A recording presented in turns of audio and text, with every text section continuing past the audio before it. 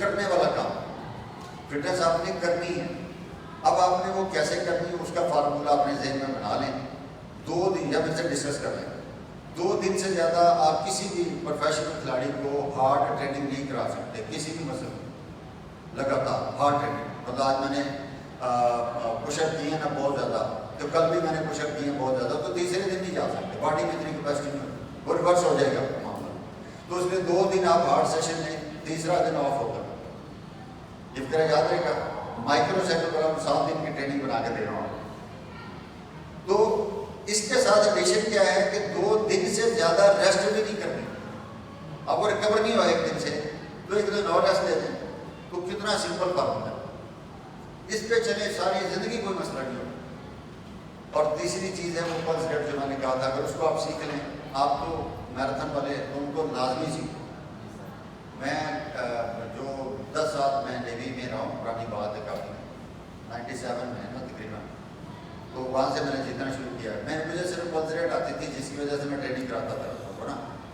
तो उस ट्रेनिंग से कभी नहीं आ रहे हम तुम लोगों से, तुम्हारी आर्मी क्यों ना मैं से कभी नहीं आ रहा। आपका जो रिकॉर्ड है पाकिस्तान का, वो तुम्हारे उस्ताद का है, नसीर का, वो भी मैंने करवाया 2 घंटे 14 मिनट। और आप सोचो आप मैराथन के भी कोच हो, तो आपको मेरी बात मान लेनी चाहिए। एक काम मुझे आता था, रोटी वही खाते थे, मुझे न्यूट्रिशन तब नहीं आता था। रोटी वही खाते थे जो हम लोग फौज में जब ज़्यादा खाते हैं। हमारे न्यूट्रिशन का क्या फार्मूला है, ज़्यादा खा के कवर करते हैं जी, समझ गए ना। तो ये इस बैड फार्मूला, इसलिए अंडरस्टैंडिंग ना हो तो ये बेहतर है कि कम खाने से ज़्यादा खा लेना बेहतर है, क्योंकि उससे आपकी जो भी बॉडी की रिक्वायरमेंट्स होती हैं पूरी हो जाती है। इसमें न्यूट्रिशन का एक लेक्चर होगा, न्यूट्रिशन का लेक्चर नहीं, स्लाइड नहीं, लेक्चर है।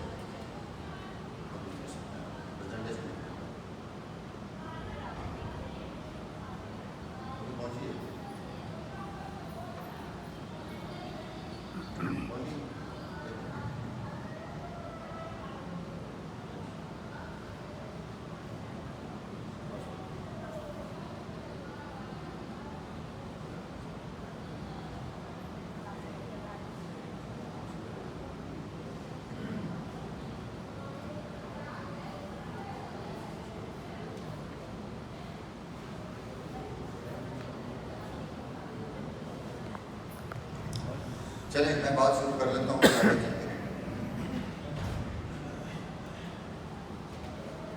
आपने रात कुछ जो मैंने कहा था कुछ एक्सरसाइज की किसी ने कुछ किया क्या क्या नहीं, मैंने कुछ 2 बातें की थी आपसे, बीएमआर की और कितना पल्स आपका 60। और कोई किसने पल्स लिया अपना 75। अच्छा 75। और कोई भाई ये तो आप पूछूंगा ना सर। बैग वर्क के बाद 105, बैग वर्क करने के बाद, बॉक्सिंग करने के बाद जब एक्सट्रीम के ऊपर चेक किया था तो 105 था। 105 जी। अच्छा और कोई ये लगनी है भाई। हाँ 90 वो कौन सी एक्सरसाइज थी यार? ना नहीं घबराओ, एक्सरसाइज जो है ना उसमें कम से कम आपका पल्स रेट जो है ना 120 ऊपर जाना चाहिए, तो फिर मज़ेदार है। मतलब इस हार्ट जो है ना बेसिकली ये पंप है, ये भी मसल, जिस तरह बाकी मसल मजबूत होते हैं, ये भी ज़्यादा धड़कने से, ज़्यादा देर धड़कने से मजबूत होता है। उसकी मजबूती क्या है कि ये आपके ब्लड सर्कुलेशन जो है, ये हम कहते हैं 72 बीट्स पर मिनट, 72 बीट्स के साथ ये पर मिनट आपको वो ब्लड देता है जो इंसान जिसम को चाहिए। अब मैंने एक्टिविटी स्टार्ट की, ब्लड ज़्यादा चाहिए तो ज़्यादा देर धड़केगा। अब धड़कने से ज़्यादा धड़कने से क्या होगा कि ये मजबूत हो जाएगा। पहले चाइना का पंप था, ये जापानी पंप है। ये क्या करेगा, 72 की बजाय 70 में काम करेगा, 68 में काम करेगा। वही काम जो आम रूटीन में ये 72 में कर रहा है, ये जैसे जैसे जितना फिट होता जाएगा ये नीचे आता जाएगा पल्स रेट। और ये पंप जो है ना ये मजबूत पंप हो, इसका प्रेशर वॉल्यूम बेहतर हो जाएगा। तो उससे क्या फायदा होगा, आपकी फिटनेस गेज बनती जाएगी। आपके लड़के का अगर 40 के करीब होता है ना मैराथन का, तब जाके वो 2:20 में भागेगा। याद रखना बात, कितनी आसान बात की है। तो मेरे पास ये जो लड़के थे ना, ये 40 इनका पल्स रेट होता था मॉर्निंग का, और इसका बेहतरीन टाइम कौन है, कौन सा है मॉनिटर करने का? आपने कितने बजे मॉनिटर किया? इवनिंग में किया, लेकिन 60 आप बैठे होंगे, लेटे होंगे, रिलैक्स में होंगे, तभी होगा। या मेयर कर सकती है, दोनों दोस्तों में एक बात बजाय, या तुम सुपर फिट हाँ पहले किया था। तो ये आप ट्रेनिंग करते हो किसकी? आप अभी जब बोले पहले हाँ ओके, ये डिशन खड़े हो जाओ, इधर आओ सामने, जल्दी हो जल्दी हो। और डिशन किया था आपने, किया था बाकी हमें जल्दी होने यार, यही से आपको समझ आने की बात थी ना। आप क्या करते हो? फिजिकल थेरेपिस्ट है, इन्होंने पल्स रेट मॉनिटर किया अपना, और कितना था 75, ये बिल्कुल सच बोल रहे हैं। और जब इन्होंने एक्टिविटी की, चूंकि एक्टिविटी करते नहीं है माशाल्लाह ये लोग, तो कहीं गलती से कोई वार्कशॉप करके थोड़ी बहुत मूवमेंट करके ना उसने अपना पल्स रेट दोबारा ले लिया, तो वहाँ भी ये सच बोल रहे हैं। ठीक है, तो अभी आप उस वक्त क्या थे 95। अगर आप 220 माइनस एज, आपकी उम्र क्या है 23, यानी आप तकरीबन 197 के करीब अगर आप पल्स रेट को ले जाए ना, तो ये आपकी फिटनेस का म्यार होगा। हद तक जाए किसी दिन, आस्ता आस्ता जाएगा, एक दिन में नहीं जाएगा। पहले दिन जाएगा तो हो सकता है आप बेहोश हो जाओ ना, तो वो काम नहीं कर रहा। ये ग्रेजुअली इंप्रूव होगा, आपकी कैपेसिटी बनेगी हार्ट की। ठीक है, अब ये बच्ची के हाफ मैराथन रनर है लॉन्ग डिस्टेंस की, तो ये बेहतरीन बात इसने की कि इसका 60 है ट्रेनिंग से पहले। अगर ये मॉर्निंग पल्स रेट अपना मॉनिटर करना शुरू कर दे आपको सबके सामने, तो आपको किसी कोच की जरूरत नहीं है। आपको कोच की सिर्फ जरूरत कहाँ पे है, जहाँ पर उसने आपको रनिंग बतानी है, मोटिवेशन देनी है, साइकोलॉजिकल टच देना है। इस हालत में नहीं है कि आप रनिंग करो बस। If you can't run but do, एक ही फार्मूला है, यू कांट रन मोर। कोई और बारे नहीं आपके पास, कोई एक्सक्यूज ही नहीं। तो मैराथन का क्या, मैंने कहा कह रहे दौड़ा नहीं जाता तुमसे, तो और दौड़ो बस, और अली कोई नहीं है। तो ये बच्चों से ये बात करें। और यहाँ से पता क्या करना है आपने, अगर ये अभी 60 पे है, ये बैठी हालत में 55 का है, मॉर्निंग में जाएगी तो डेफिनेटली ये 50 पे होगी। आप चेक करके मुझे बताना, ठीक है। मॉर्निंग क्या है, 6 से 8 घंटे सो के उठते हैं ना, जब वो मैंने एक स्लाइड दिखाई थी, लेटे लेटे सारे पल्स रेट लेटे, वो बेस्ट सिचुएशन है आपकी। अगर आप उठ के बैठ गए तो भी पल्स रेट चेंज हो जाता है। तो गेज हम लोगों के लिए कौन सी, या अपनी आजकल रिस्ट वॉच का दौर है, हम तो मैनुअल वाले थे, आप रिस्ट वॉच लगा के रखा करो, 2-3 हज़ार रुपये की आती है, बस आपको हर टाइम पता चल रहा होता है आपके दिल की क्या क्या है। ठीक है, तो इसलिए ये टेंशन भी खत्म हो चुकी है। अब आप सीख फिर भी नहीं रहे हो तो क्या करें, मैं आपके लिए क्या कर सकता हूँ, दुआई कर सकता हूँ ना, समझा रहा हूँ, इससे ज़्यादा कुछ नहीं हो सकता। पहले मैं समझता था कि उस्ताद बहुत बड़ी रुकावट है ना पाकिस्तान में। जब मैं सीखने की कोशिश करता था, उस्ताद सिखाते नहीं थे। जब उन्हीं उस्तादों को कुछ सिखाया तो पता चला कि बेचारों को पता नहीं था। लेकिन अब मुझे आपके पास शदीद गिला है, अब दुनिया सारी आपके पास सामने पड़ी हुई और आप उस तरफ जा नहीं रहे, आप सीखना नहीं चाह रहे। ये पॉइंट समझ आ रहा है? ये इम्पोर्टेंट तरीन बात है। हम जो बातें जो भी कर रहे हैं हर इंसान को चाहिए। इसके लिए मैंने अभी तक कोई ऐसी रॉकेट साइंस नहीं की सिवाय इस पहली बात के कि ये मैराथन के लिए ठीक है, लेकिन आम आदमी को भी तो 60 तक लाना चाहिए ना। आम आदमी को 72 पे क्यों फंसाया? उसको थोड़ा फिट करते हैं, जितना उसका हार्ट फिट होगा, ब्लड सर्कुलेशन इज एवरीथिंग, कल बताया था। बस हर इंसान को कार्डियो अच्छा रखना है। इसके बाद अगली बात किया करें, जिससे भी करें, वो आपका कोई भी लगता हो, रिश्तेदार हो, भाई हो, बाप भी क्यों ना हो, क्या करना है, कार्डियो ठीक रखें। आप उसको हार्ट अटैक की 95% टेंशन से बचा लें। मैंने क्या कहा था, मोटा पतला टेंशन नहीं होनी चाहिए, क्या है वो आपका अपना मसला है कि आपने अपनी शक्ल कैसी रखनी है, लेकिन कार्डियो भी सारा कुछ किया। तो यहाँ पे ये आपके सामने सैंपल के तौर पर दोनों बच्चों को बुलाया है, दोनों ने सच्ची बात की, समझ भी आई है। तो ये बिल्कुल एक्टिव नहीं है उस तरह से जिस तरह होना चाहिए। तो जब ये एक्टिव होंगे तो उनका पल्स रेट 150 से ऊपर जाएगा। ठीक है, तो आप बेटा एक्टिविटी लाजमी करो, आपको बहुत लर्निंग होगी। तो आपने मुझे बताना है लाजमी, सही। अच्छा, यहाँ पे आप बैठ सकते। मेरा क्वेश्चन है कि अंडर 60 रेस्टिंग में और 135-40-20 मिनट्स की ट्रेनिंग के बाद, तो ये इस पल्स रेट को आप किस तरह देखते हैं? इसको तरह से देखता हूँ, मुझे पहले बात पूरी करने में आपको मौका देता हूँ। अच्छा, ट्रेनिंग करते हुए 1 महीना ट्रेनिंग की, अब ये रोज अपना पल्स रेट ले रही है और वो आस्ते आस्ते नीचे आ रही है। अब वो 50 पे जाकर रुक गया, इम्प्रूवमेंट नहीं आ रही। What to do? ये इतनी इंपॉर्टेंट चीज़ है, आपको समझ आनी चाहिए। छोटे सारी जिंदगी तो मैं ना मैराथन में कोई नहीं पकड़ेगा, इतनी सी बात समझ लो। आपका रोज आप पल्स रेट लेते हो बच्चों के, सुबह मॉर्निंग पल्स रेट 6 से 8 घंटे सोए हैं उस वक्त, वो ठीक जा रहे हैं, इंप्रूवमेंट आ रही है। आप ट्रेनिंग करा रहे हैं, इंप्रूवमेंट आ रही है। अब इंप्रूवमेंट रुक गई है, मतलब उनका 50 पे जाके ना नीचे नहीं जा रहा पल्स रेट। आज 2 हफ्ते हो गए हैं ट्रेनिंग करा रहे हो, लेकिन वो पल्स रेट वहाँ रुक गया है। ट्राई टू अंडरस्टैंड, ये बात समझ लो कि बहुत कुछ हो जाए। इसका मतलब है कि ट्रेनिंग बढ़ाओ, जो ट्रेनिंग कर रहे हो ना इससे काम अपनी इंप्रूवमेंट नहीं आ रही। कितनी आसान बात, समझो बात, खुद से गेज करें चलो। और अगर किसी दिन पल्स रेट वापस जा रहा है तो फौरी समझ लो कि आज इसको रेस्ट देनी है, ट्रेनिंग लोड ज़्यादा हो गया। ये इस तरह की आपसे बातें करती है पल्स। डॉक्टर क्या करता है यार, आप ऐसा करवा, आप आए ये चीज़ें सीखो। कि आप लोगों ने ना सीखी ना तो आप समझ लें कि आप बहुत बड़े मुजरम हो। ये मैं आपको से ज़्यादा मैं कुछ नहीं लफ्ज़ इस्तेमाल कर सकता आपके लिए। ये मैं डॉक्टर हूँ, ये मेरे पास आए, मैंने पास देखी है। अगर ये 60 से नीचे है, 100 से ऊपर है तो रिस्की है थोड़ा सा, मैं सोचूंगा। नहीं तो मैंने एक लम्हे में कि डॉक्टर आपकी बात छोड़ देते हैं कि जब ज़्यादा देर तक डॉक्टर पकड़े ना तो तुम्हें उसको समझ नहीं आ रही। मैंने कहा ना हमने ढूंढ के समझी है दिनों की कह रहे। अब वो क्या करेगा, अब तो मेरे ख्याल दरवाजा बंद ही कर दो, ये आखिरी पार्टी आ गई है। ये और नए लोग लेके आए हैं मुझे लग रहा है। अब ये सारे ना पता क्या करेंगे, इतने इतने बुरे मुंह बनाएंगे ना, सर्टिफिकेट नहीं मिल रहा। वो मेरी अपनी जान निकली होती, मैं क्या करूँ। और ये सारा पता कहाँ पे होता है, सिर्फ कराची में होता है ये काम, और कहीं ये काम नहीं होता। ये जितना चालाक बच्चा है ना ये इधर ही है। कराची वाले जिंदाबाद। अच्छा सुनिए, तो ये 60 से नीचे है, 100 से ऊपर है, 100 से ऊपर होगा तो हाई पल्स रेट है, 60 से नीचे होगा तो लो पल्स रेट। इसमें क्या मुश्किल बात है, आपको पता होनी चाहिए नहीं, वो मुश्किल तरीके से बता भी नहीं रहा। अब इसमें फ्लक्चुएशन आ रही है, डॉक्टर ने उसको फौरी पता चलता है कि ये मेरा काम नहीं है। एमबीबीएस डॉक्टर जो होता है ना, आम मेडिकल स्पेशलिस्ट, वो उसको पता है कि स्पेशलिस्ट का काम है, वो आपको तो रेफर कर देगा।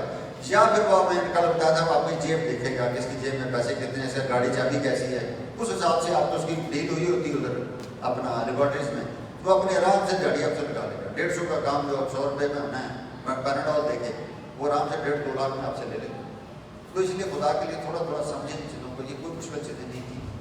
और ये आपके अलावा मैंने बार बार पूछूंगा आपसे कि आपके अलावा कौन है जिसने ये मैसेज कौन को दे, या मुझे बंदा बता दीजिए कि उनको पढ़ाना शुरू कर दूँ, आपको छोड़ समझ है ना।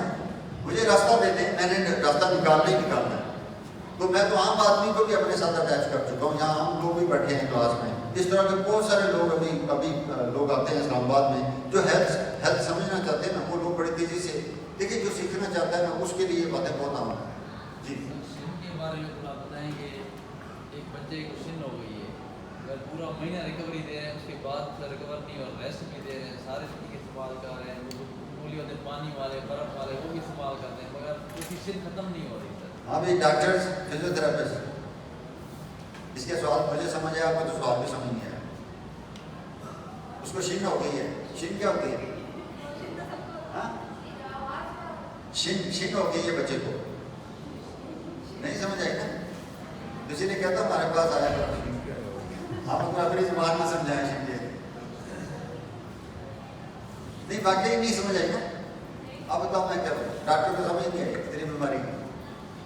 इसलिए कहता हूँ कि इंट्रैक्शन बहुत जरूरी है। कल मैंने बात की थी ना इस मौजूद पे, आप लोगों का हमारे साथ, आप हमारी और आपकी लैंग्वेज ही नहीं मिलती बच्चे, बिल्कुल नहीं, समझ रहे हो, बिल्कुल नहीं मिलती। मतलब आप लोग पढ़ा के हमें वैसे लग रहे होते जैसे पागल हो, और तुम्हें भी सही में ऐसे लग रहा है जैसे हम लोग पागल। तो ये फीलिंग कैसे खत्म हो? ऐसे कि आपका इंट्रैक्शन बढ़े और हमसे और आप, हम आपसे और आप हमसे। अदरवाइज ये काम जो है ना, ये एक मैं लिंक हूँ, आप लोग लिंक बने, पूरे पाकिस्तान में एक मैं लिंक हूँ। आप मैं इसमें आप लोगों को प्रिपेयर करना चाहता हूँ, आप लोगों को सिखा भी रहा हूँ, समझा भी रहा हूँ कि अगर ये लिंक ना आए ना पाकिस्तान में और कोई बंदा ये काम नहीं करेगा, तो फिर वो क्या होगा, वो जो एक बहुत बड़ा गैप है, ये गैप कभी टूटेगा नहीं। और आपके आपके हाथ जो है ना वो स्पोर्ट्स के लिए बने ही नहीं है। आप इधर आओ मेरे पास, बैठो ना, फंस गए बात। हाँ मेरा बात जोर से पकड़े, जोर से तोड़ तोड़ दो उसको, नहीं तोड़ देखो कड़ी पहुंचाओ जरा। अब ये इनको बताइएगा ग्रेप्टो में कितना पड़ेगा, समझ रहे हो बात है ना फ्रेंड? इस हाथ से जिसके मैंने इसको पकड़ा है, इस हाथ से एक सख्त मसल को डीलिंग आएगी या इसके पुपले हाथों से आएगी। ये तो मुझे यूँ लग रहा था ऐसे मुझे खारिज कर सकता है, ऐसे ज़्यादा कुछ भी नहीं कर सकता। तो ये ग्रिप जो है ना, इस पे काम ही नहीं कर रहे आप लोग, और ये सारा काम मैनुअल है आपका।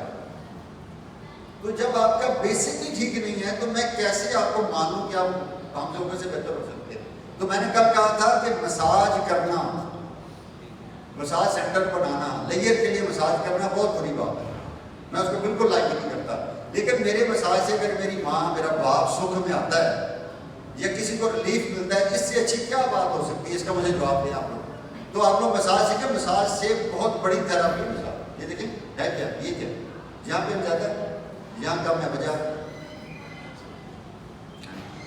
अब आप डॉक्टरों को बता, मैं रहा हूँ, मैंने कहा कि यहाँ पे ज्यादा डॉक्टर साहब को हो रहा है, ज्यादा दबाया तो आपकी चीज निकल सकती है, आपको अंदाजा है ना?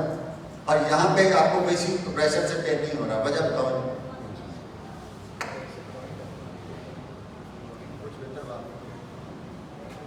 इन्होंने कहा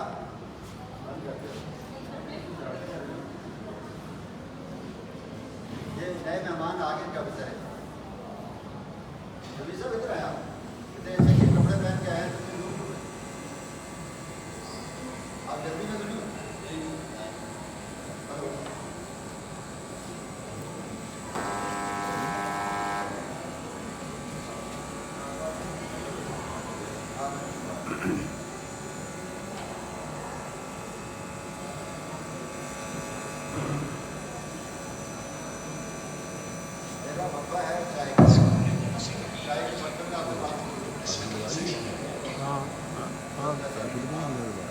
नहीं, अभी मैं इनको बोलता हूँ आपकी हाजिरी लाजमी लगवाएं। नहीं वो तो लगाए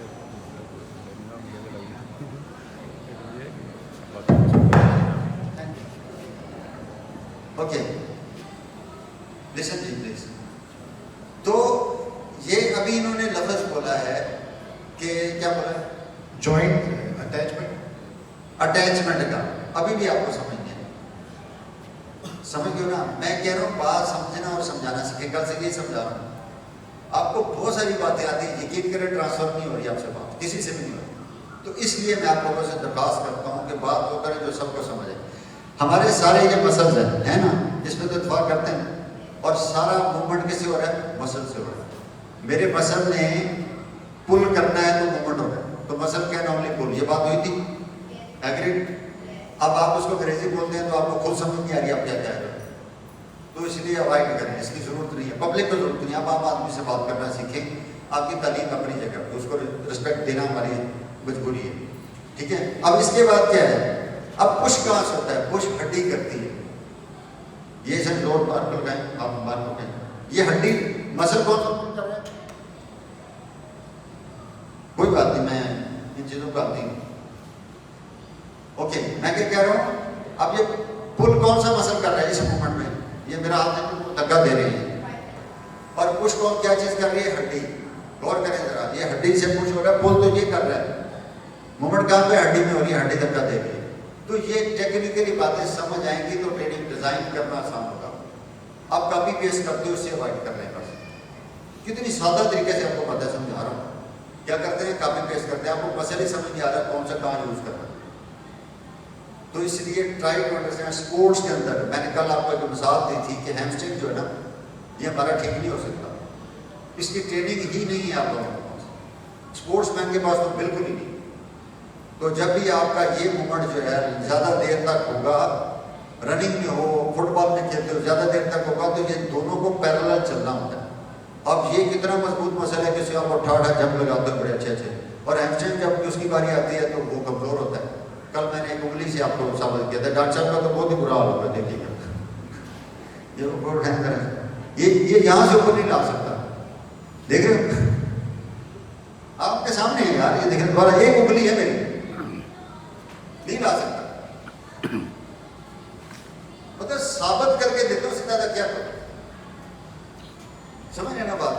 तो अगर आप ये लोग प्री हेबिटेशन में लोगों को ये सिखाना शुरू कर दें, आम आदमी का भी यही हाल है ना, तो वो आपको इज्जत देना शुरू कर देंगे, यार इसको तो बात बहुत समझ है। तो इसको ट्राई टू अंडरस्टैंड, ये बगैर सीखे आप काम करना छोड़ दें, आप दिनों में हफ्तों में बेहतर हो जाए। बहुत ज्यादा भी आप नलायक हो ना, 2-4 महीने लगते। हर काम जो भी करें, मैंने कहा ना, खाना भी खा रहे तो सोचो इसमें क्या है, सोचने से बात बदले, सोचो के बदलने से निकलता है नया दिन। सूरज के चमकने को सवेरा नहीं कहते। इस टेक्निकल जो मैं बातें समझा रहा हूँ इसकी तरफ आना। Thank you. तो सॉरी, बात रहेगी बोले, ये यहाँ पे आप लोग इसको टेंडन बोलते हैं, ठीक है। अब ब्लड सर्कुलेशन कहाँ इकट्ठा होता है, कभी नहीं सोचा ना? पढ़ पढ़ के पागल किया होगा अपने आप को भी, हमने भी ऐसे किया ना तुमने। ये मसल इतना बड़ा, इसको ब्लड पाइप बाहर से तो नहीं लगे हुए, आपके ब्लड में इंजेक्ट तो नहीं होता ना, अंदर से आता नहीं कहीं से। तो जहाँ टेंडन है वहीं से खून की नाली जाती है। जब इसमें पंप होना है मसल में बहुत ज्यादा, तो ये जगह जो है ब्लड सर्कुलेशन यहाँ तेज होता है और ये स्टिफ हो जाती है, ये स्टिफ होती है हर किसी को। आपने सिर्फ इसको मसाज करना है, आप लोग मसल दबाते रहते हो। मसल को जरूरत ही नहीं है दबाने को, उसको तो आप खराब कर रहे हैं दबा के। तो आपने टेंडन को रिलीफ देना है, 2 तरीके हैं रिलीफ देने के टेंडन को। नंबर 1, लाइट मसाज कर दें, ब्लड सर्कुलेशन तेज हो जाएगा, आप चिल करोगे। नंबर 2, स्ट्रेच कर दें, जो स्ट्रेचिंग हम करते हैं, लाइट स्ट्रेच नहीं करते। स्ट्रेच कर दोगे तो भी टेंडन का जो होगा ना, स्टिफनेस होगी, खत्म हो जाएगी। तो इतनी आसान बात को मुश्किल क्यों करते हो? करते हो ना मुश्किल, याद रहेगी बात। जिसको जो रिलैक्स करोगे तो बंदा ठीक हो जाएगा। तो तुम लोग ऐसे ही बात चक्कर दिया तो हौसला है ना फिजियोथेरेपी। थैंक यू, मना लिया मैंने थोड़ा। तो फास्ट रिहेबिलिटेशन जो है आप लोगों का काम है, ठीक है। जितना आप फास्ट रिहेबिलिटेट करोगे आपका that is your skill. Rehabilitation खुद ही हो जाती है इंसान, उसकी जरूरत नहीं है, आपकी जरूरत नहीं है उसको। लेकिन आपकी जरूरत जो मैंने समझा दी है ये है हम सबको, ठीक है। उसके लिए आपने काम करना है। आप वो लगाएंगे न्यूट्रिशन का, चलाएं आगे। ओके, ये थोड़ी परसेंटेजेज हैं, ये आप मेंटली तैयार कर लें अपने आप को, ये आपको पता होना चाहिए। तो ये परसेंटेज यहाँ लिखी हुई है, कार्बोहाइड्रेट, प्रोटीन और फैट। मैं आसिफ आपकी बात का जवाब देने के लिए मुझे ये पढ़ाना पड़ेगा, वैसे जवाब देने का मजा नहीं आना, मतलब समझ नहीं आने। कल फैसला हुआ था कि हमारा फौरी फ्यूल क्या है। क्या बात है, इतनी तेजी से समझ आती है बातें। अगर आप ये बातें लोगों से करो ना, ऐसे ही समझ आती है जैसे आपको आई है, ठीक है ना। तो हमारा फौरी फ्यूल इंसान का क्या, पूरी कायनात में अभी तक ऑक्सीजन न होने की वजह से हमारी ट्रांसफर नहीं हो रही है। सितारों तक तो हम पहुंच गए, सितारों तक तो हमने पहुंचना शुरू कर दिया, लेकिन क्या कहानी है ऑक्सीजन की, जिसने हमें जिंदा रखना है। तो इसलिए आप लोग ये बात पहले बांध ली आप लोगों ने, ठीक है। अब अगली बात है कि इसके बाद अगला फ्यूल कौन सा है, कार्बोहाइड्रेट। Nice, good. और कार्ब क्या है, बॉडी क्या है इंसान की, इंसानी जिस्म क्या करता है, हर चीज को शुगर बनाता है। अब वो पहले डाइजेस्टिव सिस्टम आपको समझ आना चाहिए। अगर आप लोगों में से कोई डाइजेस्टिव सिस्टम समझता है तो बोले तो ना, अगर नहीं समझता तो इससे बड़ा जुल्म क्या है, समझ रहे ना? हाँ जी, तो उसी को डाइजेस्टिव सिस्टम कहते हैं ना। तो मैंने आपको मंजर भी कुछ ही रास्ता पूछा है, बताएं।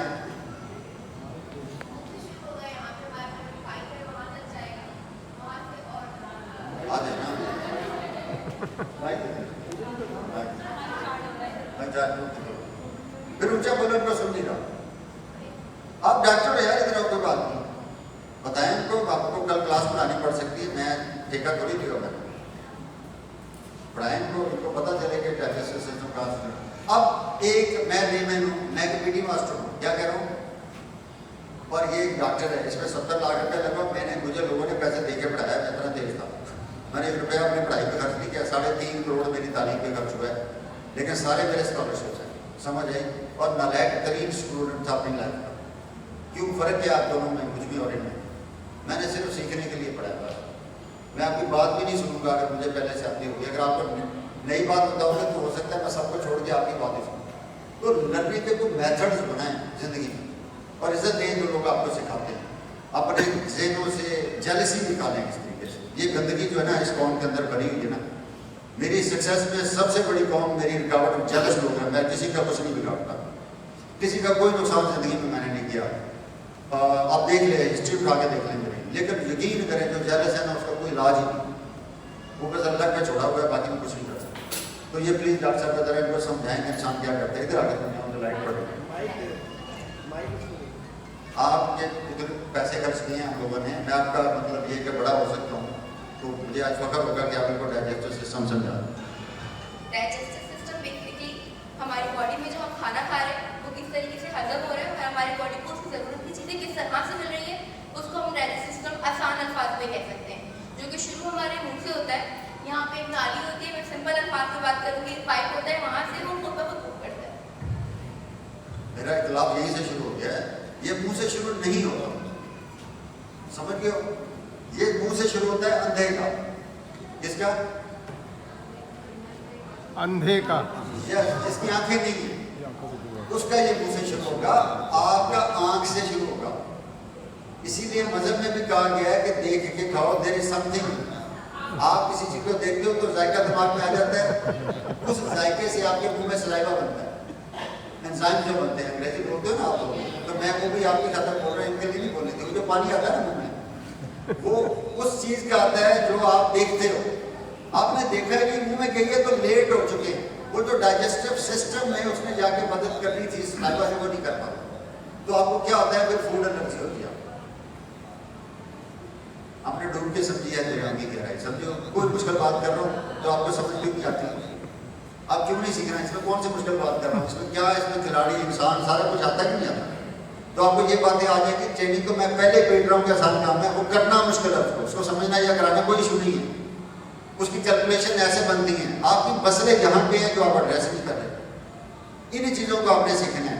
तो मैडम की एक बात है तो याद रहे, तो ये जो एनके लगाई है ना, ये इसीलिए लगाई है कि नजर ठीक है। उसके बाद दूसरा हमारे मुंह से स्टार्ट होता है, फिर हमारा पाइप है, वहाँ पे हमारी मूवमेंट खुद ब खुद स्टार्ट होती है, फिर वहाँ पे हमारे स्टमक में जाता है खाना। वहाँ से स्टमक में भी हमारे पास कुछ एंजाइम्स आते हैं, जैसे कि सर ने बताया, जो माउथ से स्टार्ट होते हैं, कुछ हमारे कार्ब्स को डिजॉल्व करवा रहे होते हैं, जो मुंह में शुरू हो जाती है कार्बोहाइड्रेट की हमारे पास डाइजेशन। लेकिन हमारे पास जो प्रोटीन और फैट होते हैं वो इतनी आसानी से नहीं टूट रहे होते, जो हमारे सलाइवा से ब्रेक हो जाए और हमारी बॉडी के अंदर कंज्यूम होने लग जाए, तो उसका काम हमारे स्टमक में हो रहा होता है। स्टमक में हमारे पास कुछ एसिड्स भी होते हैं जो और उसको तोड़ रहे होते हैं। बेसिकली एक बड़ा एक मैक्रोमोलेक्यूल यहाँ पे लिखा हुआ है ना, उसको छोटे छोटे छोटे कॉम्पोनेंट में हिस्से करके जो ज़रूरत की चीज़ होती है वो हमारे बॉडी तक पहुँचाना उसका मकसद होता है। स्मॉल इंटेस्टाइन हमारे जो स्टमक होता है, स्टमक से आगे वो हमारे एक और एक पाइप नुमा, एक अल्लाह ताला ने एक बोड़ तोड़ के हमारे बॉडी के अंदर दो पाइप बनाए हैं, एक छोटा है एक बड़ा है, एक को स्मॉल इंटेस्टाइन कहते हैं, एक को लार्ज इंटेस्टाइन कहते हैं। असल में जो बॉडी का काम स्टार्ट होता है ना, जहाँ से आपका जो आपके विटामिन्स मिल रहे हैं, मिनरल्स मिल रहे हैं, जो काम की चीज़ हमारी बॉडी के अंदर पहुँचा रहा है, वो हमारा स्मॉल जो छोटी वाला जो पाइप होता है, जो तोड़ा हुआ है मोड़ा हुआ अल्लाह ताला ने, इसको हम बड़ा करेंगे वो काफ़ी हद तक मीटर्स में लंबा हो जाता है। तो वहाँ पर बेसिकली हमारी बॉडी के अंदर से जो मिनरल्स हैं या जो भी ज़रूरत की चीज़ें मैं कहूँगी जो हमारी बॉडी को चाहिए वो ले लेती है, और जो नहीं उसकी नीड होती तो वो आगे लार्ज इंटेस्टाइन से जाके हमारी बॉडी से एक्सक्रीट आउट हो जाता है। तो ये हमारा एक सिंपल सा डाइजेस्टिव सिस्टम होता है जो नॉर्मल इंसान के अंदर काम कर रहा होता है। Thank you. मुझे इस पे इतना दुख नहीं हुआ, ये तालियों की क्या इसने जो पहले बात की थी ना स्टार्ट में, वो तो सिर्फ डिस्कस ही नहीं किया। जिन्होंने स्टार्ट में कहा था, क्या कहा था आपने, जो पहला फिक्रा बोला था वो ठीक था, बाकी सब गलत। हाँ, जो डाइजेस्टिव सिस्टम होता है, हाँ, हमारी बॉडी के अंदर जो हम खाते हैं और ज़रूरत की चीज़ें जो हमारी में पहुँच रही होती है वो हमारा डाइजेस्टिव सिस्टम, कहाँ पहुँच रही होती हमारे जिस्म को जो हमारी बॉडी को नीड होती है, हमारी बॉडी को जो नीड होती है उसको नीड क्या होती है? फ्यूल की क्या करना है? काम करना है, मूवमेंट करनी, एनर्जी है। क्या सारे मिलके बताना चाह रहे हो? ओके बैठो, अभी बेटा ध्यान से सुनना, ठीक है? आप लोग पढ़ के ना मेरे हिसाब से तो पागल, बाकी आपकी मर्जी है, मेरा मैं तो इसको नहीं। देखिए, आप ऑडियंस से बात करें और पहले बात को समझे हमने करना है। कल मैंने एक बात बताई थी कि आपकी बॉडी की नीड है एनर्जी, तो आपके जहन में आ जाना चाहिए आपका हार्ट, लंग्स, इनको सबको एनर्जी चाहिए। तो ये जो आप फूड खाते हैं ना, इसमें एनर्जी में कन्वर्ट हो। वही बातें जो आप करें, अब देखो सलीका क्या बात है। और दूसरी मूवमेंट की एनर्जी है जो मसल को चाहिए। अब हम बात करो जिसकी करें बीमार तो हो गया, वो हमें एनर्जी चाहिए, वो जानी वहाँ पे। अब डाइजेस्टिव सिस्टम है क्या, कैसे काम करता है, दैट इज द पॉइंट। अब वो कैसे काम करते हैं कि मैंने खाया कुछ, ठीक है, शुरू हो गया देखने से, अब आप नालियों के चक्कर में पड़ गए। अंडरस्टूड बात है कि वो नाली होगी तो अंदर जाएगा, सीधा तो नहीं घुसा जा रहा, तो वो आपके मैदे में गया। अब ये यहाँ पॉइंट है थोड़ा सा कि आपको समझ आए कि मैदे में फूट गया। अब हमारे दिमाग में एक फिल्म चलती है, पूरे हमारे सिखाया जाता है कि सारे इल्जाम मैदे के ऊपर है, मैदा ठीक लोगों फलां का इलाज, कब्ज का इलाज हो रहे हैं ना ड्रामे, इसलिए कि हमारी अवेयरनेस नहीं। और इसमें चक्कर कोई नहीं है इसके अंदर। Simple to understand. पहली बात मैंने कल समझाई थी कि दिमाग की कॉम्प्लिकेशन छोड़ दें, ये जोक नहीं होगा। आप फूड अच्छा खा भी लो, बहुत ज़्यादा अच्छा फूड खा लो, अगर इधर फतूर चल रहे हैं ना तो ये नहीं ठीक है, इसका इससे बड़ा गहरा कनेक्शन। एक चीज़। दूसरी, अगर आप सिंपली मेंटली से ठीक हैं, आपको स्ट्रेस नहीं है, कोई प्रॉब्लम नहीं है, जो आपने खुद से क्रिएट करते हैं, अल्लाह की तरफ से को आ जाए तो उसकी अल्लाह से मदद मांगो, तो बाकी जो आपने खुद क्रिएट किए उनसे जांच करो। तो टेक्निकली बात को उसका आपका मैदा ठीक है। अब उसके बाद प्रॉब्लम है तो आपका फूड जो आप ले रहे हैं वो ठीक नहीं। मैं बीमार बंदे की बात नहीं कर रहा, आपकी बात कर रहा हूँ, आपको ठीक समझ रहा हूँ। आप बीमार हो मुझे भी बता दो, मैं आपकी बात इस हालत में कर रहा हूँ जब आप ठीक हो। उसके बाद फूड मैदे में जाता है, हमारे दिमाग में क्या है कि मैदा ट्रांसफर एनर्जी बनाता है, होता है ना, यहाँ पे प्रोसेस होता है और ये 27% के करीब मैदे में काम होता है एनर्जी बनने का, और बाकी जो है वो सारे का सारा छोटी आंत और बड़ी आंत जिसको जितना है। इसमें मुश्किल काम है। मुश्किल काम यहाँ से शुरू होगा, जो भी बात करने लगा ये बन के जाती का एनर्जी कहाँ, मसल्स में, ब्लड में, ब्लड में। अल्लाह अकबर, ठीक है, मैं भेजता हूँ थोड़ा बहुत, मुझे रास्ता दो, मैं बना के भेजता हूँ, डायरेक्ट ब्लड में नहीं जाए ये सारी एनर्जी। जी प्लीज। ये एनर्जी सर लिवर में है कि वो इसको खून में कन्वर्ट करेगा, तो गुस्से क्यों दे भाई जी, राम ठीक है, ये बड़ी खूबसूरत बात की है। This is the point. Energy सारी बन के जहाँ से बनी है, डायरेक्ट में इसके इंटरेक्शन था, लेकिन सादा बनाए बात, मैंने कहा ना कॉम्प्लिकेटेड करते हो। मैंने ना मेडिकल का पेपर नहीं देना, मैंने आपको बात समझानी है, तो उसके लिए मैं आपको बता रहा हूँ जो मैं बात कर रहा हूँ ये अथेंटिक है। बाकी इसकी कहानी अगर मेडिकल साइंस में पढ़ोगे तो ये बहुत मुश्किल चीज़ है, लेकिन चूंकि मैंने आपके लिए इस चीज़ों को संभाला है, सीखा है, समझाने के लिए बातें बनाई हैं, ट्रैक किया चीज़ों को। लेकिन उसकी बात से और मेरी बात में फ़र्क कितना है कि क्या करते हैं ये तीनों चीज़ें कन्वर्जन करते हैं एनर्जी की, और ये कहाँ जाती है, लिवर में। और बिल्कुल ठीक था, ठीक है। अब लिवर में जाके तो आगे यहाँ पे बेटा वो काम है जो मैंने बताया, और मुझे पता है जो मैंने बताया। लिवर ने एनर्जी तब छोड़नी है जब उसको डिमांड होनी है। अगर आप कोई एक्सरसाइज नहीं कर रहे तो आप खाई जा रहे हो, लिवर में एनर्जी जा रही है तो आपको फैटी लिवर हो जाएगा। कितनी आसान बात है। अगर आप एक्टिविटी कर रहे हो, आपने ये भागना शुरू कर दिया है, तो एनर्जी चाहिए मसल को, तो लिवर छोड़ना, लिवर ट्रांसफार्मर का काम करता है। एग्रीड। अब वो है क्या, उसको इतना मुश्किल के पढ़ाएंगे। अब इनको आप मुझे सुनो, मैसेज करिए यार, मुझे कर मैसेज। तो टेक्निकली तौर पे यहाँ पे इंपॉर्टेंट 3 चीज़ को आप अंडरस्टैंड करिएगा कि ये जो स्टोर एनर्जी बनती है, ये स्टोर होती है कहाँ पे, लिवर में। उसको क्या कहते हैं, उसको कहते हैं ग्लाइकोजन। क्या कहते हैं भाई, एक लफ्ज़ आपने याद करना है। और यही स्टोर जब एनर्जी मसल में होती है तो उसको भी ग्लाइकोजन कहते हैं, उसको भी ग्लाइकोजन कहते हैं। लेकिन जब ये एनर्जी भाग रही होती है ब्लड के अंदर तो उसको ग्लूकोज कहते हैं, उसको हम शुगर भी कहते हैं। याद रहेगी बात। तो इसलिए चीनी ना खाया करें। आपका जिस्म जो है वो डायरेक्ट चीनी की चीनी बनाता है, उसका आपको नुकसान होता है। और चीनी का मैंने कल समझा दिया था कि थोड़ी बहुत चीनी खाने से आपको कुछ नहीं होता, अगर टेस्ट बनाना है। अगर आपने चीनी को ही टेस्ट बना लिया लाइफ का तो दैट इज वेरी बैड, ये नहीं होना चाहिए। तो ये याद रहेगा सिस्टम, कोई मुश्किल बात तो नहीं है ना इसके अंदर। तो इसलिए आप ये डाइजेस्टिव सिस्टम था, इसको इतना मुश्किल के पढ़ाते हैं, 2-2 घंटे के लेक्चर देते हो। ऐसी फोकस का नाम आएगा पेज में, एसिडिटी डाल देंगे, उल्टी सीधी, फिर सबलीन आ जाएगा, ऐसे होता नहीं होता। वो खुदा के लिए भाई सादा सी बातें करें पहले लोगों से, जब वो सादा समझेंगे तो मुश्किल बात खुद से निकाल लेंगे। लिवर का लिंक करेंगे चीज़ों से कि कहाँ पे तिली का काम है तो कहाँ पे पित्ते का काम है, समझ रहे हो ना।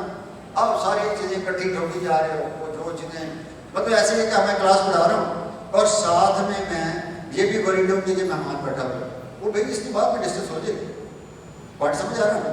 अब मैं क्लास छोड़ के आप सारा काम छोड़ के उधर लग जाते हो, ये काम ना करें। मेन टॉपिक, मेन अंडरस्टैंडिंग आपकी बहुत स्ट्रांग होनी चाहिए। Agreed? Next next next next next yes yes. अब ये एक वहम है जो आप लोगों के दिमागों में है, इसको दूर करें। मैंने आपको कल भी कहा था कि मैं 2 दिन से नाश्ता नहीं कर रहा क्योंकि मुझे ना हैवी डिनर करने पड़ रहे हैं। आज भी मैंने कुछ खाया भी नहीं। ये स्टोर एनर्जी को अंडरस्टैंड करें, ये आप नहीं करते। और जब तक आप ये नहीं करेंगे आप बीमार हैं। कितना छोटा सा फार्मूला है जो आपको दो, जब तक आप ये नहीं अंडरस्टैंड करेंगे आप बीमार हैं। जिसने खा पी लिया, इतनी एनर्जी स्टोर पड़ी हुई है, 1400 कैलोरी मसल के अंदर होती है, 320 कैलोरी लिवर के अंदर होती है, और ब्लड ग्लूकोज जो है वो आपके सामने 80 कैलोरीज है, और टोटल जो 1800 कैलोरीज आपके पास होगी। हर बॉडी के हिसाब से डिफरेंट, आपकी नहीं, थोड़ी कम होगी, इनकी ज़्यादा होगी, समझ लो ना, जो बड़े साइज उनकी ज़्यादा होगी, तो ये इतना डिफरेंस तो आएगा। लेकिन एवरेज क्या 1800। आप मुझे बताएं 1800 कैलोरीज अगर आपके जिस्म में मौजूद है तो माइंड ना कीजिएगा क्या जरूरत पड़ी है कि अगर आपको भूख नहीं लगी तो लाजमी नाश्ता करना। ये कहानियाँ किससे हैं? बादशाहों जैसा नाश्ता होना चाहिए, है ना। सुनिए ना कहानी किसी, वो बंदे खुदा के लिए तब के लिए था जब आपके पास फैसिलिटीज नहीं थी, आप मोटर बाइक पे या गाड़ी पे नहीं जा रहे थे, आप एसी में इंजॉय कर रहे थे। ये तब के लिए ये किसे कहानियाँ थी। आप दिन सारा दिन मजदूरी करते थे, खेतों में हाथ चलाते थे, जिंदगी को मुश्किल थी आपके लिए। अब सारा दिन सुध तरह पड़े रहते और ऊपर से फार्मूले वही चल रहे हैं, नाश्ता बादशाहों वाला होना चाहिए। कौन लोगों को भाई ये काम नहीं है, ये उनके लिए था। अपनी ज़िंदगी अंडरस्टैंड करके गुजारें, मौजूदा हालात के हिसाब से अपने आप को अंडरस्टैंड। समझ लो बात, फिक्र फर्दा छोड़ दे, बेसूद है। भूल जा माजी को, मत ये नाम ले, जो कुछ करना चाहता है कर गुजर, लम्हा मौजूद से कुछ काम। हमने जो करना है ना लम्हा मौजूद में करना है। आपका फ्यूचर जितना भी है वो आस उम्मीद है, माजी जितना भी है वो पछतावा है। आजमा के देखें, तो जो करना है ना आज करो, ठीक है। सो गए तो ये सोच के सो कि बस मैंने अपने आज के काम निपटा लिए, मैं तो आपको नींद नहीं आनी चाहिए, तब आपने इम्प्रूव करना है। तो ये बात भी याद रहेगी। कोई यहाँ तक कोई क्वेश्चन तो नहीं आपका, ये इंपॉर्टेंट चीज़ है। अब इसके आगे एक और इम्पॉर्टेंट चीज़ है, इसी के साथ अटैच करना है। 1 ग्राम कार्बोहाइड्रेट में 4 कैलोरीज होती हैं, 1 ग्राम प्रोटीन में 4 कैलोरीज होती हैं, 1 ग्राम फैट में 9 कैलोरी। ठीक हो गया? ओके, अभी अपने अपने मोबाइल निकाल लें तो हम जरा कैलकुलेशन बना लें।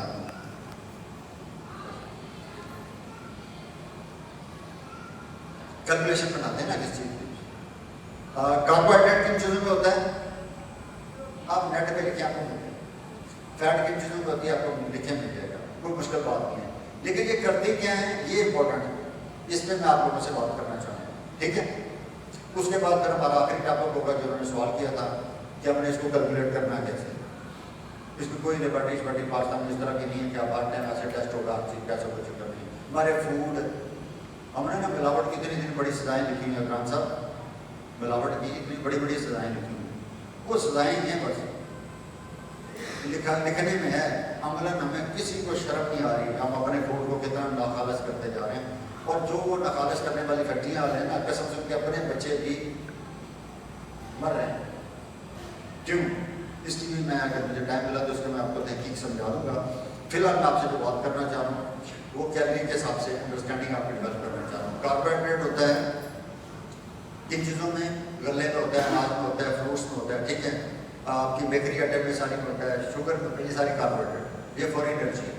नंबर 2 पे हमारे पास प्रोटीन है, तो प्रोटीन हमारे गोश्त में होता है, दालों में होता है, अंडों में होता है, ऐसे है कि नहीं, दूध में होता है। इसी तरह की आप नेट से देखेंगे आपको बहुत सारी चीज़ें मिल जाएंगी। तो फैट जो है हर चीज़ जिसमें से ऑयल निकलता है वो बेशक खुश भी क्यों ना हो, जैसे खुश मेवे आपको लगता है ना कि ये ड्राई फ्रूट जो होता है ये ड्राई होता है, ड्राई नहीं होता है, ये ऑयली होता है बहुत ज़्यादा। तो इसकी वजह से आपको बहुत फैट चढ़ती है अगर आप ज़्यादा खाते हैं। अब वो कितना खाना है, कैसे खाना है, वो तरतीब आपसे हो जाएगी। अब यहाँ पे जो सवाल है, असल जो बात है वो आपने अंडरस्टैंड करनी है, तो आपको सारी बात समझ आनी है। वो ये है कि 4 कैलोरीज होती हैं 1 ग्राम में कार्बोहाइड्रेट में, 4 प्रोटीन और 9 फैट। बस इसको अंडरस्टैंड, इस पर हम बात करेंगे तो फिर आपको बात समझ आनी है। फिर आपको समझ आनी कि आप कर क्या रहे हो, आप लोग कर क्या रहे हो। अब कैलकुलेशन आपने निकालनी है। एक एग्जांपल लेता हूँ मैं।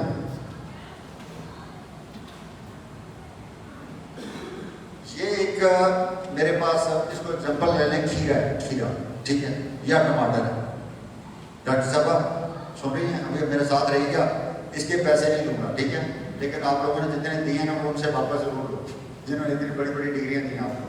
और ये एक रसगुल्ला है, ठीक है, ये 2 एग्जाम्पल आपके लिए। अभी आप पहले खीरे की कैलोरीज निकालते हैं, निकाल लेंगे, बनाएंगे। एक खीरे में कितनी कैलोरीज होती है? 100 ग्राम, उनका दोनों का वेट है। कितने ग्राम वेट है? 100 ग्राम वेट है। नेट से नहीं निकालनी, मुझसे डिस्कस करनी है, मैं आपको समझाता हूँ कैसे करो। 100 ग्राम खीरे में 100 ग्राम कितने स्लाइड पर पहुंच जाए? सर ज़्यादा 30 ग्राम होंगी, 30 कैलोरीज होंगी ज़्यादा। 100 ग्राम खीरे में 94% पानी होता है, वाटर होता है। कितने परसेंट बाकी ग्राम बच गए? 5। तो 5 कार्बोहाइड्रेट बच गए, विटामिन वगैरह, उनकी कहानी अलग डिस्कस करूंगा। तो पानी की कैलोरी तो होती नहीं है, पानी में कोई कैलोरी नहीं होती। तो फिर 5 ग्राम को 4 से ज़रब दोगे, कितने ग्राम? 20। एक खीरे में अप्रॉक्सीमेटली 20 कैलोरी होती है 100 ग्राम। याद रहे की बात कितनी होती है? 20 कैलोरी बस। और एक रसगुल्ला 100 ग्राम का है, कितने ग्राम का है? 100 ग्राम का। अब उसका हिसाब करते हैं, ये आगे मेरे हाथ में है, ये वो नहीं है अपना डाका सूट वाला, ठीक है, 600 कैलोरीज होंगी तकरीबन। जी प्लीज इस पे आप जवाब देंगे। इसमें क्या क्या होता है मैडम, आप पहले बताएं। फैट होता है इसके अंदर, good fat and bad fat plus sugar, सारा कुछ होता है। आपकी तरतीब देनी है ना, ऐसे थोड़ी है, इसीलिए तो आपको समझ नहीं आती। ये आपके सवाल का जवाब है आसान, ठीक है, और ये जवाब है। इसी से सारी जिंदगी आप सबकी आसान होने वाली है।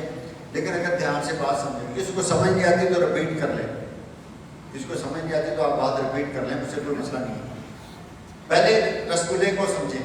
रसगुल्ले में सबसे पहले तो चीनी होती है, तो कितने % डालना चाहेंगे आप लिखते जाएं अपने मोबाइल पे, सारे लिखें। आपको ये बात समझ आएगी तो बात आगे चलनी है, तो आपको सारी जिंदगी कम से कम कैलकुलेशन समझ नहीं आने वाली। ओके, तो कितने % डालने चीनी? 60 ज्यादा नहीं हो जाएगी, शुगर कराओगे लोगों को ना। वैसे शुगर चीनी से नहीं होती, आपको पता है बात, शुगर की बीमारी क्या है, वो चीनी से नहीं होती, वो आपकी टेंशन से होती है। आपकी ओवर ईटिंग और टेंशन से मिला के उसका कम्बो बनता है ना, उससे होती है। ओके, तो 40% होते हैं प्लीज, मतलब इतना मीठा ना डालें कि बाद में वो मजे खराब हो जाए, मुझे चिपकने लगे हैं। तो 40 को कितने से ज़रब दोगे आप? 4 से। तो 40 को 4 से ज़रब दे लें, 160। जितने भी बनते हैं, तो 100 ग्राम का साथ हो रहा है। 40 ग्राम उसमें हमने चीनी डाली, चीनी को किससे ज़रब दी? 4 से, कार्बोहाइड्रेट है। अच्छा, इसके अंदर और क्या होता है? इसके अंदर और क्या होता है रसगुल्ले के अंदर? आपने रसगुल्ला भी कभी नहीं बनाया, खाने के शौक है? ओके, चलो बंद सुन लो जी। ओके, नहीं, और क्या क्या चीज होती है उसमें? मैदा होता है, दूध होता मैदा। है। ओके, मैदा डाल लें, 20% मैदा डाल दें। मैदे में क्या होता है? कार्बोहाइड्रेट होते हैं या फैट होती है? कार्ब्स होते हैं ना, तो इसको भी 4 से ज़रूर दे लें। 60% हो गया, 40 होता है, 20 ही हो गया। इसमें ऑयल होता है, ऑयल में वो फैट है, तो 10% ऑयल डाल लें। 10 को किससे ज़रूर देनी है? 9 से। जल्दी दें, शाबाश। 10 को किससे देनी? 9 से। बाकी 20% बच गया, 20% सूजी डाल लें। क्या खोया डालना नहीं? खोया डालते हैं लोग ना, तो थोड़ा सा खोया डाल, 10% खोया डाल दें, खोए को ज़रूर दें 9 से, और 10% आप डालें सूजी, तो उसको भी 4 से ज़रूर दें। तो जो टोटल बनता है वो मुझे बताएं, ये 500 के करीब बनना चाहिए। 460 अब गौर से सुनिए बात, आपका कितना वेट है बेटा? 72 72 राउंड आप क्या जल्दी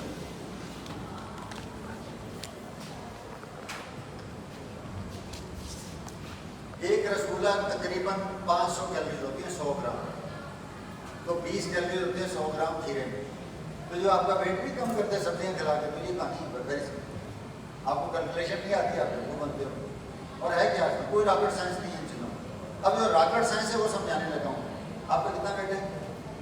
ओके, 45 को 24 से ज़रूरत नहीं, BMR निकालते हैं ना पहले इसका, BMR निकालते हैं 45 को 24 से ज़रूरत ना भाई, 4 आवर्स है। हाँ, ये माशाल्लाह 60 से बढ़ गए हैं। 1080 1. इनको पता हो कि हम लेट आए हैं खुदा के लिए, तो ये मसला करेंगे। मेरे पास 60 से ज़्यादा सर्टिफिकेट नहीं है, और जो लोग बाद में हैं तो नहीं मिलेगा। जो मर्जी लड़ते रहे मुझसे, मैं ठीक बंदे को रिजेक्ट नहीं करूँगा।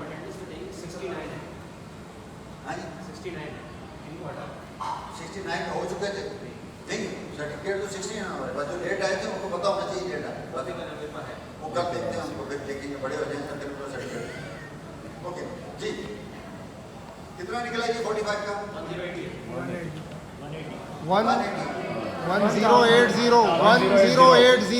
1080।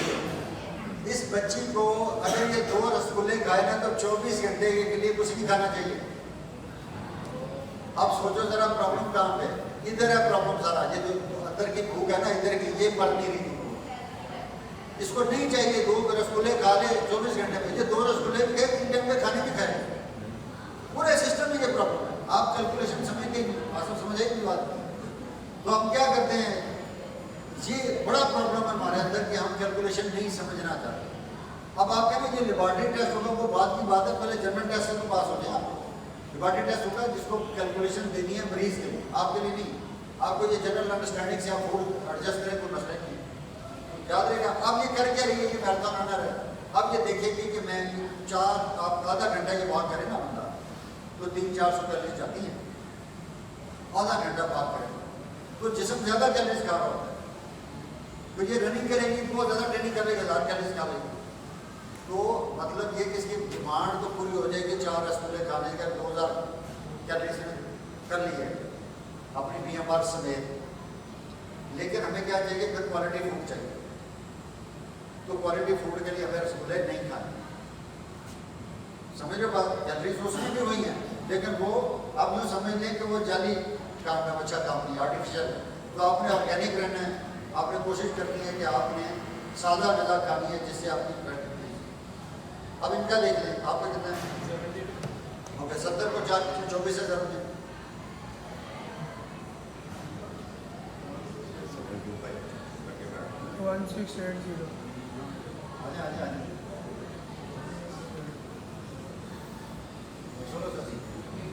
अब ये 1680 इनकी है। तो बात तो वही आ गई ना, 3 रसगुल्लों की ये बीमार है 24 घंटे की। तो करेगा क्या, 3 टाइम खाने खाएगा। रसगुल्ले आ गए तो उसको तो ये खाने में डालते नहीं हम। वजह क्या है इसकी, कभी सोचा है? मैंने इस पर बड़ा सोचा। फूड जो है ना बेसिकली हमारी नीड नहीं है, हमारी अय्याशी है।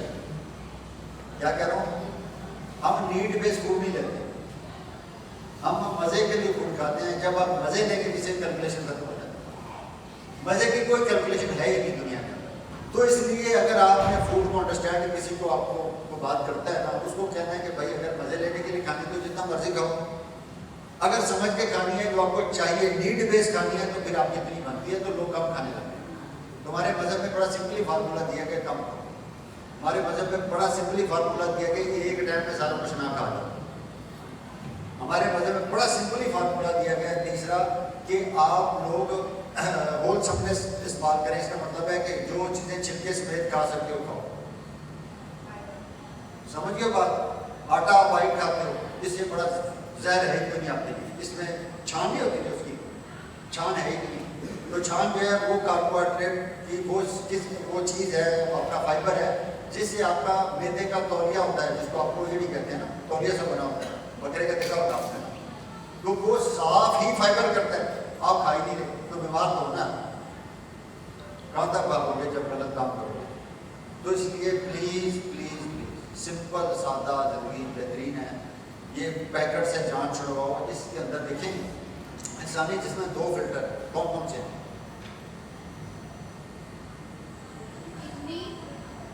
किडनी, लीवर, तो 2 फिल्टर हैं। ये दोनों फिल्टर जो है जो केमिकल है ना फूड को प्रिजर्व करने वाला कौन सा केमिकल है जिसके अपने शेल्फ लाइफ बढ़ाते हैं, पैकेट में लाते हैं जिन्हों को 6-6 महीने की बड़ी खराब नहीं होती, तो वो जो है वो शेल्फ लाइफ बढ़ाने वाला काम उसके जो केमिकल है उसको ये दोनों फिल्टर कर ही नहीं सकते, तो आप बीमार होने से बच जाते हैं। तो इसलिए खुदा के लिए ये जो पैकेट फूड ऐसे प्रोवाइड है। तो यहाँ तक बातें समझ आई हैं?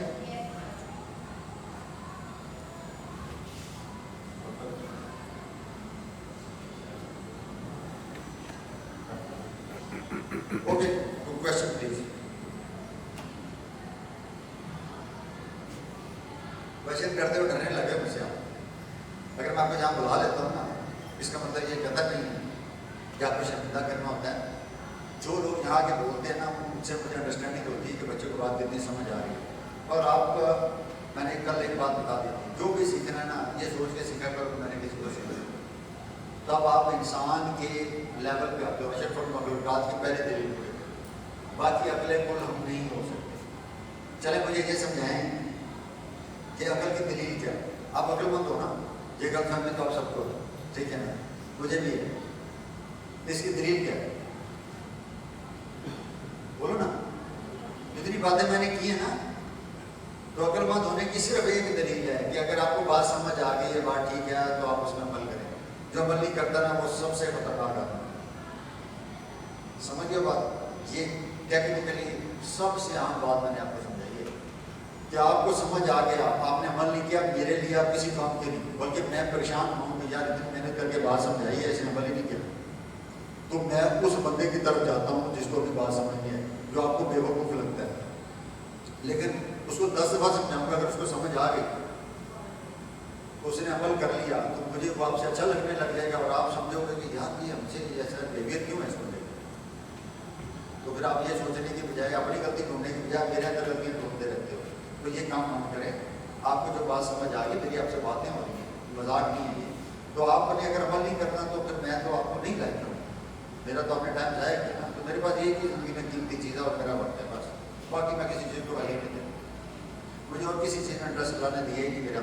मुझे अपने टाइम से ज़िंदगी में एक ही चीज़, मैं भी आप सबको कहता हूँ कि आपके पास अगर वो कीमती चीज़ है तो आपका वक्त, उसको जितना आप ज़ाया करते हो जहाँ भी हो, मैं नहीं समझता कि आप अच्छा काम करें, क्योंकि ये दोबारा नहीं आता। ये आपको गुजार रहा होता है, आप समझें आप वक्त गुजार रहे हैं, ऐसा नहीं, वो आपको गुजार रहा होता है। तो आप इसको अंडरस्टैंड बात को लाजमी करें।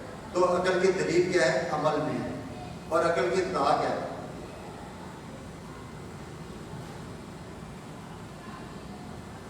बोलो ना भाई।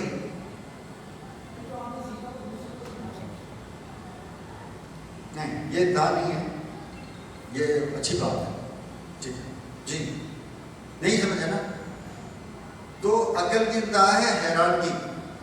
आप जिस चीज़ को हैरान कर देंगे इसका मतलब आपकी तो बस होगी। तो मैं कैसे कह दूँ कि मैं अकलमंद हूँ कि इन चीज़ों को देख के मेरी बस हो जाती है।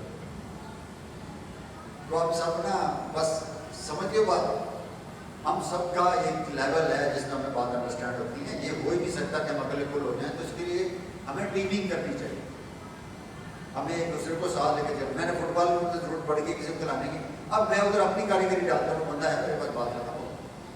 तो एक दूसरे को इज्जत देना सीखें, बात को आसान बनाएं। अपने लिए क्यों मुश्किल खड़ी करते हैं? तो आप टीमिंग नहीं बनाते। मैं बना के दे रहा हूँ, काम तो चल रहा है, लेकिन आप खुद क्यों नहीं बनाते? एक मैंने बना दी, ये आपका ग्रुप बन गया, ठीक है, आपको पता नहीं आप क्या करते हैं, हज़ारों का ग्रुप है मेरे पास, जिनको मैं अकेला डील कर रहा हूँ।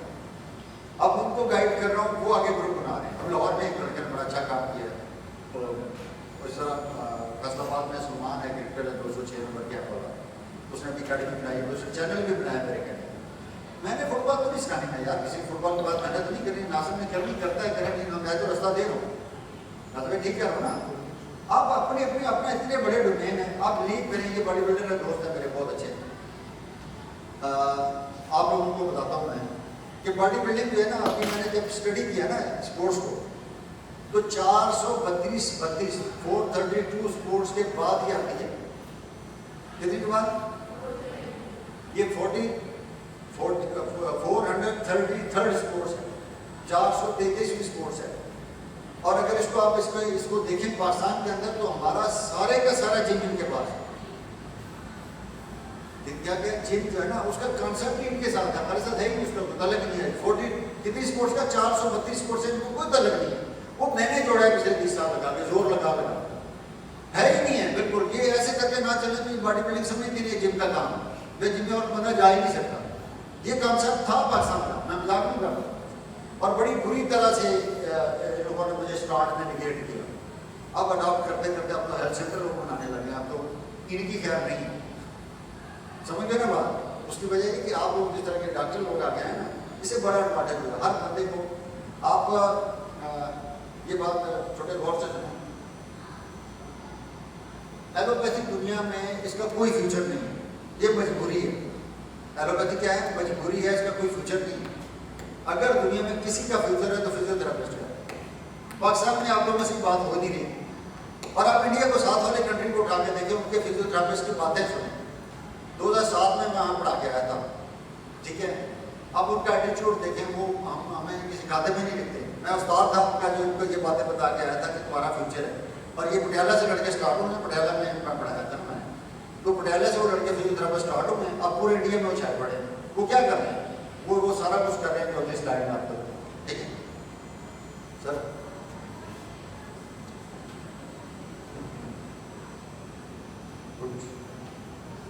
ये कह रहे हैं प्रोटीन और फैट रह गया। मैंने कहा ये कार्बोहाइड्रेट से भर गया इनका दिमाग।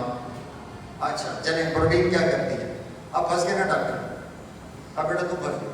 वो बच्चे नजर नहीं आ रहे इनको, तो आपके चेहरे के ताजर सारे देखेंगे। ये डॉक्टर है, और मेरा कॉन्फिडेंस पीटी मास्टर का देखो, वो खुदा के बंदे अपने आप को इज्जत दो सारे। ये मैं सरेआम कह रहा हूँ, मैं इनको जानता नहीं हूँ, इससे पहले मेरा कोई इंटरेक्शन नहीं हुआ, लेकिन इसको ये सिखाया नहीं गया कि आपने न्यूट्रिशन थेरेपी करनी कैसे। आपकी मैंने किताबें अंडरस्टैंड की, आप लोगों को जो पढ़ाया जाता है उसको समझा के टीचर से मेरी डिस्कशन हुई हैं, तो मैंने उनको कहा कि मुझे तुम लोगों को नहीं पढ़ाना, मैंने बच्चों को पढ़ाना। अब वो क्या एक्सक्यूज देते हैं कि हमने तो सिलेबस पूरा करना है। आपकी जिंदगी 4 साल खा गए और वो सिलेबस पूरे कर लोगे, ऐसे ही है ना। सिलेबस पूरा करा लो तो मेरी बात एक पीटी मास्टर के सामने शर्मिंदा हो रही, गलत बात है ना। मैंने अपने तारफ तो नहीं कराया, मैं क्या बोली कि मैं जो तारफ करा रहा हूँ ये सच करा रहा हूँ कि मैं पीटीआई का फिजिकल ट्रेनिंग इंस्ट्रक्टर मिलते वो, तो उसके सामने आप शर्मिंदा होकर बैठे हो। तो ये क्या है, प्रोटीन क्या करती है बोलो?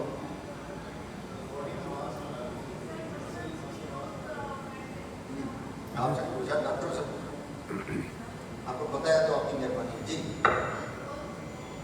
जी, प्रोटीन से बनाते हैं, पूरी बॉडी प्रोटीन से बनती है, ठीक है। सब प्रोटीन से बनता है, ठीक है। आगे चलें, अभी मैं कुछ कह रहा हूँ उसका जवाब दें, अपनी कहानियां ना सुनाएं। प्रोटीन क्या करती है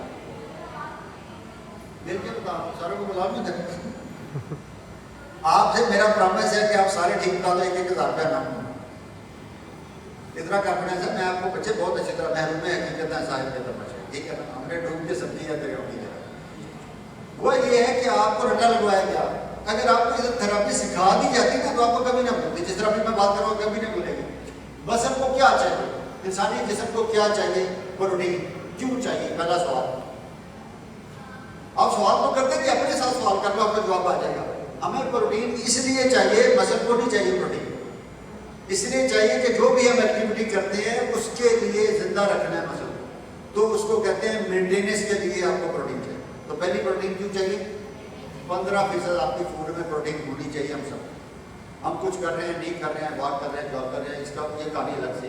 आम रूटीन की जिंदगी के लिए हम सब जो भी जिंदगी गुजारते हैं कितनी फीसद चाहिए, और किसके लिए चाहिए? मेंटेनेंस के लिए, पहली प्रोटीन। अब दूसरी प्रोटीन क्यों चाहिए? सेकंड प्रोटीन वो तब चाहिए कि आप खिलाड़ी हो। खिलाड़ी का मसल फूटता है ना, जब फूट होगी तो रिक्वायरमेंट क्या है? रिकवरी के लिए रिपेयर किसने करनी है? प्रोटीन। तो सेकंड काम क्या हुआ प्रोटीन का? और हम जितने लोग स्पोर्ट्स में, हमारी एक ही डिमांड है कि हमारा बॉडी वेट जितना है उतने ग्राम प्रोटीन आपने लाजमी खाना। आपको नहीं खेलेंगे, याद रहेगी बात। आसान बात है ना, इससे ज्यादा आसान हो नहीं सकती बात। तो पहला काम मेंटेनेंस बेटा, दूसरा काम रिपेयर, तीसरा काम है जो आपने पहले बता दिया था ग्रोथ, वो तीसरा काम वो इसको चाहिए, हमें चाहिए। वो बॉडी बिल्डर का मेरी रिक्वायरमेंट ही नहीं, मैंने क्यों कहा मैं हम का प्रोटीन खाता रहता हूँ, उसकी जरूरत नहीं है मुझे। वो जिसने बॉडी बनानी है, जिसने मसल गेन करना है, उसने वो प्रोटीन खानी है जो आपने अपने बॉडी वेट से 2.2 जरूर दे दें। आपका कितना बॉडी वेट है? 94, चले 100 कर लें, तो 100 को 2.2 से मल्टीप्लाई करेंगे तो 220 के करीब इसने खानी है प्रोटीन का, उसका मसल मैच है ना वो। लेकिन इसकी एक जिद है जो आप लोग सुनते भी नहीं हो, समझते भी नहीं हो। इसका बहुत गहरा तालमेल है मसल की टूट फूट और अभ्यास से। ये कभी मसल नहीं बना, सामने बैठे हैं तो वर्ल्ड लेवल पे परफॉर्म करके आए हैं रणवीर साहब, तो मेरे अपना तारीफ खुद करा देंगे, लेकिन मैं जो बता रहा हूँ वो सुन लेंगे कि ये मसल तोड़ेगा तो मसल को रिक्वायरमेंट आएगी प्रोटीन की। वैसे नहीं है ये कि मैं बैठा हूँ प्रोटीन खाता हूँ, इस बार मैं इस तरह बड़े जितनी मर्जी प्रोटीन खिला दो, कसम उठा लें बीमार हो सकते हैं, ये मसल नहीं आगे जाएगा। मसल बड़ी गैरतमंद चीज है। क्या वो भाई किसी की लड़की के भाई को छेड़ दो ना, अपनी लड़की को भाई के सामने छेड़ दो तो कैसे लगता है? मसल को अगर आप छेड़ोगे नहीं ना, ये बहुत बढ़िया रहता है, ये बात ही नहीं सुनता। छेड़ना क्या है? इसको टेंशन दो, इसको ट्रेनिंग कराओ, इसको टूट फूट का शिकार हो, तभी ये बाउंस बैक करता है। अगर इसको नहीं छेड़ोगे तो कुछ फायदा ही नहीं। आप प्रोटीन दबा के खाई जा रहे हो, ट्रेनिंग थोड़ी कर रहे हो, ये भी नहीं चलेगा। तो ये तालमेल है तीन चीजों का, ट्रेनिंग का, खाने पीने का जो आपने प्रोटीन इंटेक करना है, और तीसरा है रेस्ट का। तो दुनिया में सबसे सस्ती रिकवरी पता क्या है? क्या? नींद। सबसे रिकवरी सस्ती कौन सी है? मुफ्त की रिकवरी है, जिसके खुदा के लिए नींद पूरी किया जाए। तो हो गया कि फैट क्यों चाहिए आपको?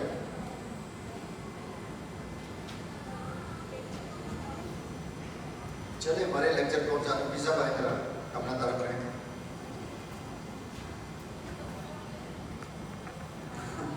अच्छा, मोटा होने के लिए फैट नहीं चाहिए आपको, समझ लो। वो आप कुछ भी खाएंगे ना तो फैट बना देता है जिसने मोटा होना है वो मोटा हो जाए। ठीक है, जो मोटे हो रहे हैं ना, तो ये सोचते आप अपनी फूड इंटेक कम करें, आप मोटे नहीं होंगे। अस्सलाम वालेकुम। वालेकुम मेरा अस्सलाम। नाम रमीज इब्राहिम खान है और मैं 2022 में थाईलैंड में 3 गोल्ड मेडल वर्ल्ड चैम्पियनशिप में और एक प्रो कार्ड जीतकर पाकिस्तान लेकर आया था, पाकिस्तान की हिस्ट्री सेट की थी। और अभी रिसेंटली 2024 में अक्टूबर में लास वेगास अमेरिका में मैंने एक गोल्ड मेडल, एक ब्रॉन्ज मेडल और एक प्रो कार्ड विन किया और ओवरऑल टाइटल पाकिस्तान लेकर आया। ये भी पाकिस्तान का एक हिस्टोरिकल मूवमेंट था कि यूएसए में कोई पार्टिसिपेंट जाता है और ओवरऑल टाइटल जीत कर आता है। फिर उसके बाद मुझे जो है प्रेसिडेंट नॉमिनेट किया गया पाकिस्तान बॉडी बिल्डिंग फेडरेशन का वर्ल्ड बॉडी की तरफ से। तो मुझे लाइफ टाइम अचीवमेंट अवार्ड मिला एशियन बॉडी बिल्डिंग फेडरेशन की तरफ से, यंगेस्ट इंटरनेशनल जज का अवार्ड मिला है मुझे। और अभी रिसेंटली वर्ल्ड में पाकिस्तान क्रिकेट बोर्ड ने मुझे रिकग्नाइज किया हमारे हीरो का अवार्ड देके।